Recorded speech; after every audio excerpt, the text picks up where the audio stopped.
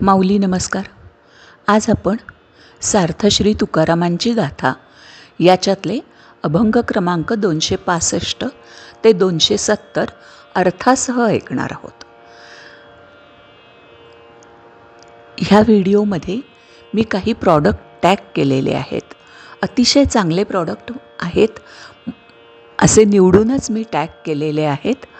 ते प्रॉडक्ट सगळ्यांनी बघा आणि आवडले तर खरेदी करा.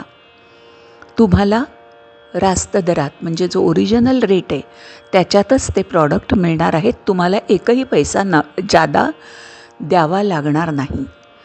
आणखी एक सगळ्यांना विनंती आहे की ह्या चॅनलची मेंबरशिप ओपन आहे, तेव्हा सगळ्यांनी मेंबरशिप खरेदी करा आणि आराध्य परितोष चॅनलवरील सगळे व्हिडिओ तुम्हाला नक्की पाहता येतील. आणि बेल आयकॉन दाबा, सबस्क्राईब करा चॅनल आणि व्हिडिओला लाईक करा. चला तर व्हिडिओला सुरुवात करूया. अभंग क्रमांक 265.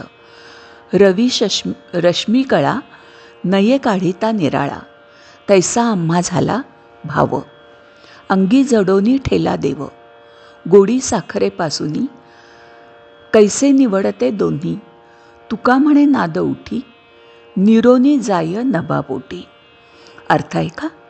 सूर्याची किरणे सूर्यापासून वेगळी करता येत नाहीत. याप्रमाणे सूर्यकिरणे निवडताही येत नाहीत. त्या सूर्यकिरणांप्रमाणेच आमची स्थिती झाली आहे. देव आणि आमची अभेद स्थिती झाली आहे.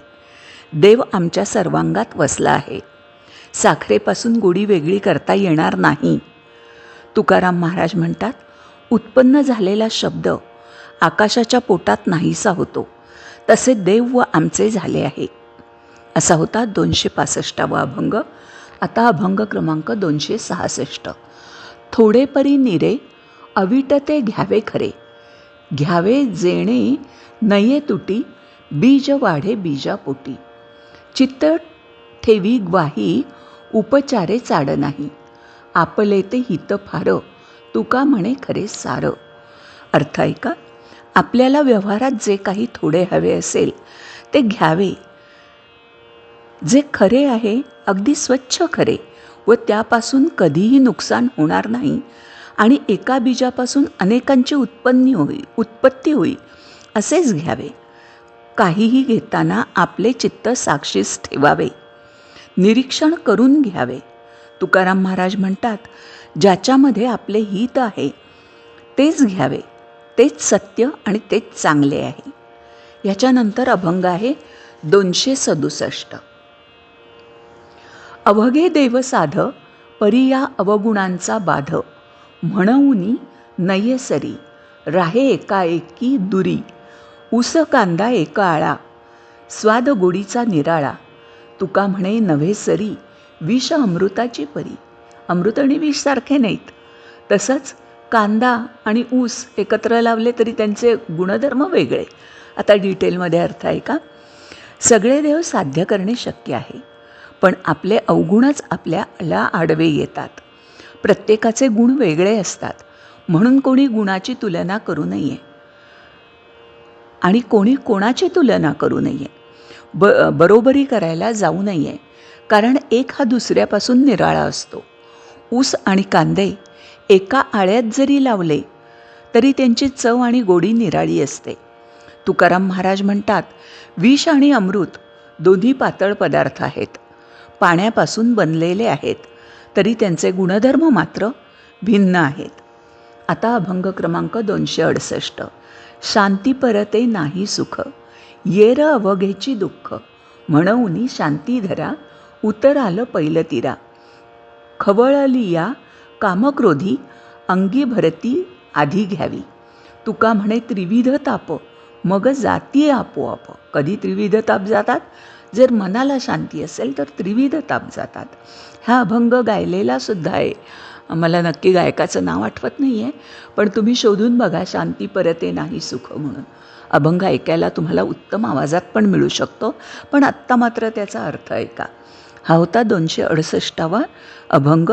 जगात शांती एवढे दुसरे सुख नाही, मनात किंवा चित्तात शांती असेल तरच सुख मिळते. चित्तात शांती धरली तर भवसागर पार करून जाणे सहज शक्य आहे.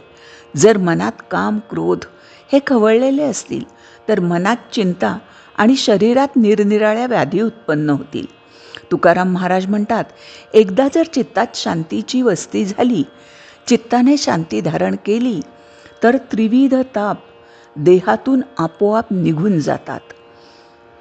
आता अभंग ऐकूया 269. गोडपणे जैसा गुळ तैसा देव झाला सकळ. आता भजू कोणे परी दव सभाय अंतरी. उदका वेगळा नव्हे तरंग निराळा. हेम अलंकार नामी तुका म्हणे तैसे आम्ही. अर्थ आहे का? गुळामध्ये सर्वत्र गोडपणाच आहे. त्याप्रमाणे देव आमच्यासाठी जगात सर्वत्रच आहे. मग आता मी आणि देवाचे भजन तरी कसे करू? कारण माझ्या मनात सर्वत्र आत बाहेर सगळ्या शरीरात आणि सगळीकडे देवच भरला आहे. लाट आणि पाणी निराळे नसतात. सोने आणि अलंकार हे शब्द निराळे आहेत, वस्तू निराळ्या आहेत, तरी त्या अलंकार आणि सोन्यात काहीही फरक नाही. त्याप्रमाणे देव आणि भक्त ही 2 नावे आहेत, तरीही ते एकच आहेत. असा ह्या अभंगाचा अर्थ होता. आता आजच्या व्हिडिओतला शेवटचा अभंग क्रमांक 270. परमेष्ठी पदा तुच्छ मानिती सर्वदा. हेची ज्यांचे धन चिंतन सदा हरीचे. इंद्रपदादिक भोग नव्हे तो भवरोग. सार्वभौम राज्य त्यांसी काही नाही काज. पाताळींचे अधिपत्य ते तो मानिती विपत्य. योगसिद्धीसार त्यासी वाटे ते असार. मोक्षा एवढे सुख नव्हेची ते दुःख. तुका म्हणे हरिविण त्यासी वाटे अवघा सीण. आता ह्याचा अर्थ आहे का ह्या अभंगाचा? खरे भक्त परमपदाला सुद्धा तुच्छ मानतात. सर्व काळ हरीचे स्मरण करणे, चिंतन करणे हेच धन आहे असे ते मानतात. हरिभक्तांना इंद्रपद म्हणजे भोग नाही तर भवरोग आहे असे वाटते. सार्वभौम पदाशी भक्तांना काही कारण नाही. पाताळातील अधिपत्य म्हणजे स्वतःवर आपत्ती ओढवून घेण्यासारखे आहे असे ते मानतात. योग आणि योगाने प्राप्त झालेल्या सिद्धी भक्तांना असार किंवा असत्य वाटतात. मोक्षासारखे सुख देखील त्यांना सुख वाटत नाही, त्यांना ते दुःखच वाटते. तुकाराम महाराज म्हणतात, हरी वाचून त्यांना क्षीणच वाटतो. मंडळी, असा होता आजचा व्हिडिओ. सगळे अभंग त्याचा अर्थ तुम्ही ऐकलात. मंडळी, सगळे ऐकता मला व्ह्यूज दिसतात, वॉच टाईम येतो, पण मला कमेंट्स येत नाहीत. त्यामुळे माझी सगळ्यांना विनंती आहे, तुम्हाला जे वाटेल ते कमेंटमध्ये नक्की लिहा. कमीत कमी विठ्ठल समोर दिसतो त्याला नमस्कार करायला विसरू नका कमेंटमध्ये. आज एवढंच. रामकृष्ण हरी माऊली. धन्यवाद.